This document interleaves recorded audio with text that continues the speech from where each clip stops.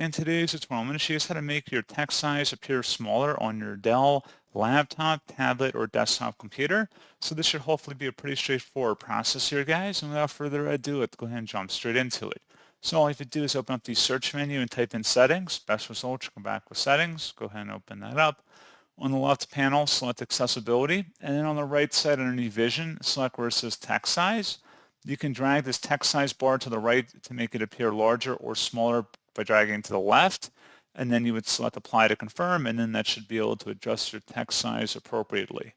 So pretty straightforward process, guys, and as always, thank you for watching. I do hope that was able to help you out, and I do look forward to catching you all in the next tutorial.